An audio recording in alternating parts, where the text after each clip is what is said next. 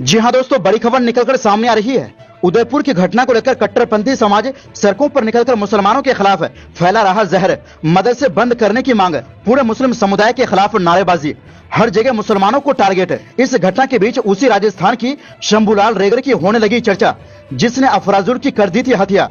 जानेंगे लोगों ने जिस शंभूलाल रेगर का केस का जिक्र किया, वो केस कहां तक पहुंचा और साथ ही कट्टरपंथी का सपोर्ट कौन कर रहा है, हथियारे के लिए चंदा किसने जमा की। साथ ही बताएंगे सुप्रीम कोर्ट ने उदयपुर की घटना को लेकर नुपुर शर्मा को लगाई जमकर फटकार। देश और उदयपुर में जो हो रहा उसका जिम्मेदार सिर्फ एक व्यक्ति। तो दोस्तों, सब कुछ हम आपको डिटेल से इस वीडियो में बताएंगे, तो आप मेरे साथ इस वीडियो के आखिर तक बने रहिए।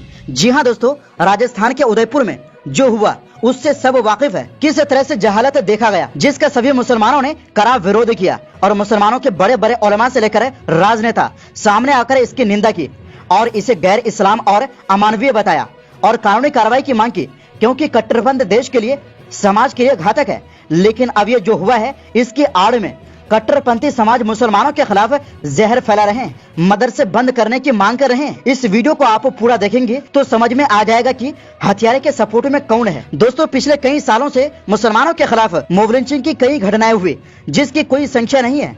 किसी की चुपके से तो किसी को खुलेआम मौत के घाट उतार दिया गया। तबरेज अंसारी, हाफिज जुनैद, आसिफ खान, पहलू खान, अफराजुल जैसे लोगों की उनके नाम की वजह से मॉब लिंचिंग कर दी गई। लेकिन किसी भी मुसलमान ने एक के चक्कर में पूरे हिंदू समाज को बुरा भला नहीं कहा, केवल हथियारे के खिलाफ कार्रवाई की मांग की, लेकिन उस हिसाब से कार्रवाई हुई नहीं। तो दोस्तों, जो समाज आज आंसू बहा कर इन हथियारे की आड़ में पूरे मुस्लिम समुदाय को गाली गलौज कर रहे हैं, तो जानते हैं अफराजुल के बारे में, जिसकी उसी राजस्थान में हत्या कर दी गई थी, जिसको लेकर अब बहुत चर्चाएं हो रही है।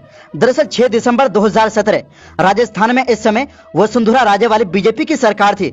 सूबे के राजसमंद में बंगाली मजदूर अफराजुल शेख की गैती यानी कुल्हाड़ी से हत्या कर दी जाती है। इसका वीडियो कर हत्यारा फेसबुक पर लाइव टेलीकास्ट करता है, जेल जाता है। उसे इतना सुविधा मिल जाता है कि जेल से भी वीडियो बनाकर डालता है, जमानत पर बाहर आ जाता है। उस हत्यारे की शान में जुलूस निकाला जाता है, नारे और चंदे का जुगाड़ किया जाता है, बात चुनाव तक चली जाती है। इस बात का जिक्र करने का कारण है सोशल मीडिया। राजस्थान के उदयपुर में कन्हैया लाल की हत्या के बाद कई लोग इस राजसमंद की घटना की याद कर रहे हैं, जब आरोपी शंभूलाल रेगर ने एक मुस्लिम की कुल्हाड़ी से हत्या कर दी थी। चित्रकार दीपेंद्र राजा पांडे ने ट्वीट कर लिखा, उदयपुर में आज जो हुआ वो जहालत का चरम है। जहालत वो भी थी जब शंभूलाल रेगर ने ऐसा किया था, पर तब आप रैली निकालने में, हथियारे के समर्थन में, झंडा लहराने में व्यस्त थे। तो आज किस लिए आंसू बहा रहे हैं? याद रखिए, कट्टरपंथ खतरनाक होता है और उसका अंजाम उससे भी खतरनाक। मंजूर आलम नाम के यूजर ने ट्विटर पर लिखा, काश राजस्थान पुलिस शंभूलाल रेगर के साथ भी मौके पर ही कायदे प्रसाद वितरण किया होता और थाने में खातिरदारी की होती, तो आज इन दोनों को हिम्मत न होती किसी की हत्या करने की। दरअसल 6 दिसंबर 2017 राजस्थान के राजसमंद में बंगाली मजदूर अफराजुल शेख की गैती यानी कुल्हाड़ी से हत्या कर दी जाती है। हत्या करने वाला था शंभूलाल रेगर। उसने हत्या के लिए लव जिहाद का हवाला दिया। हत्या करने के बाद शंभूलाल ने अफराजुल के शव को आग लगाने की कोशिश की थी, लेकिन इस हत्या की निर्ममता इस बात से और बढ़ गई कि शंभू ने हत्या करते हुए उसे फेसबुक पर लाइव टेलीकास्ट कर दिया था। लाइव मर्डर का वीडियो जैसे ही सोशल मीडिया पर वायरल हुआ तो बवाल खड़ा हुआ। देश सहित विदेशों से भी कई तरह की प्रतिक्रियाएं सामने आई। इसको लेकर उदयपुर और राजसमंद जिले में कई मामले दर्ज किए गए। उसके बाद इस केस में कई अपडेट आए।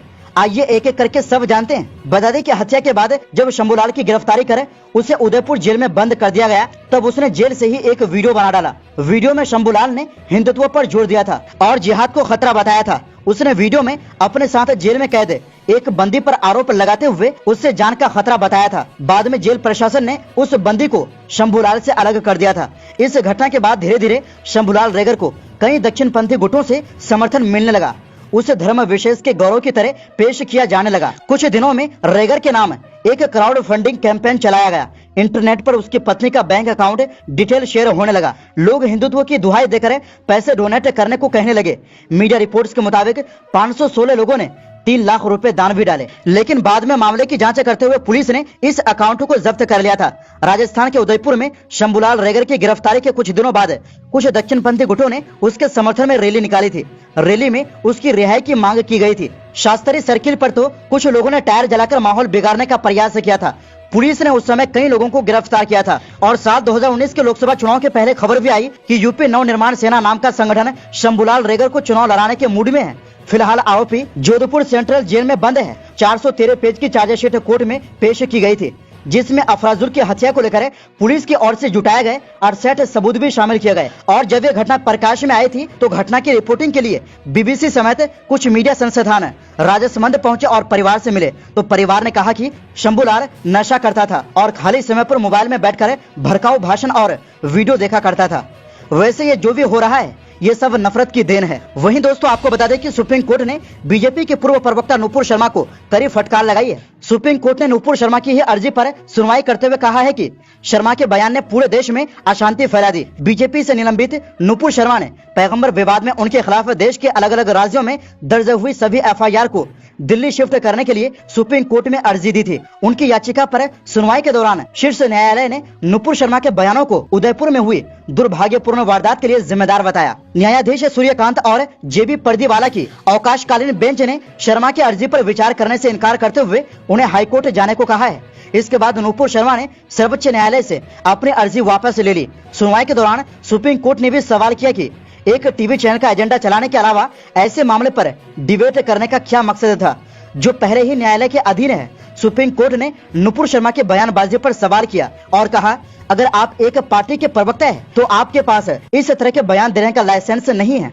नुपुर शर्मा की ओर से पेश हुए सीनियर वकील मनिंदर सिंह ने कहा कि उनके मुवक्किल ने अपने बयान को तत्काल वापस ले लिया है और इसके लिए माफी भी मांगी है। इस पर सुप्रीम कोर्ट ने इससे नाखुशी जाहिर करते हुए कहा कि उन्हें टीवी पर जाकर पूरे देश से माफी मांगनी चाहिए थी। सुप्रीम कोर्ट ने नुपुर शर्मा के वकील से कहा, उन्होंने बहुत देर कर दी और बयान को भी सशर्त वापस ले लिया। उन्होंने यानी नुपुर शर्मा ने कहा कि अगर किसी की भावनाएं आहत हुई तो वो माफी मांगती है। सुप्रीम कोर्ट ने कहा, जिस तरह से नुपुर शर्मा ने देश भर में भावनाओं को उकसाया, वैसे में ये देश में जो भी हो रहा है उसके लिए वो अकेली जिम्मेदार है। सुप्रीम कोर्ट में अर्जी दायर करने पर भी नाखुशी जताते हुए शीर्ष न्यायालय ने कहा, ये याचिका उनके अहंकार को दिखाती है।